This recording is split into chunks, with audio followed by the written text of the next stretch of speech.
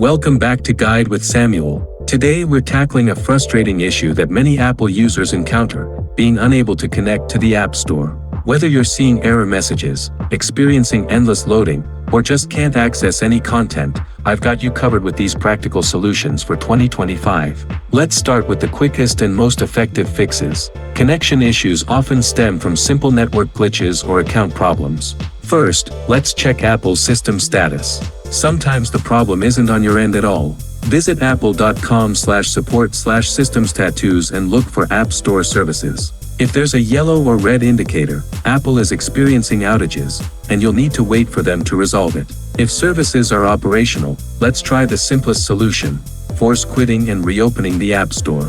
Swipe up from the bottom of your screen, or double-click the Home button on older iPhones to view your open apps. Find the App Store and swipe it up and off the screen to close it completely. Wait a few seconds, then reopen the app.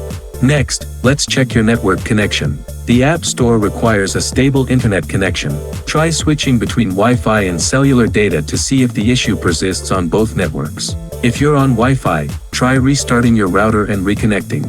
Now, let's check your date and time settings. Incorrect time settings can prevent secure connections to the App Store. Go to Settings, the General Date and Time, and make sure Set Automatically is enabled. If you're still having issues, let's sign out and back into your Apple ID. Go to Settings, Your Name, Media and Purchases to sign out. Wait 30 seconds, then sign back in using your Apple ID password. This often resolves authentication issues. For persistent connection problems, let's try resetting your network settings. Go to Settings, the General, Transfer or Reset iPhone. Reset network settings. This will erase all network configurations, including Wi-Fi passwords, so you'll need to reconnect to your networks afterward.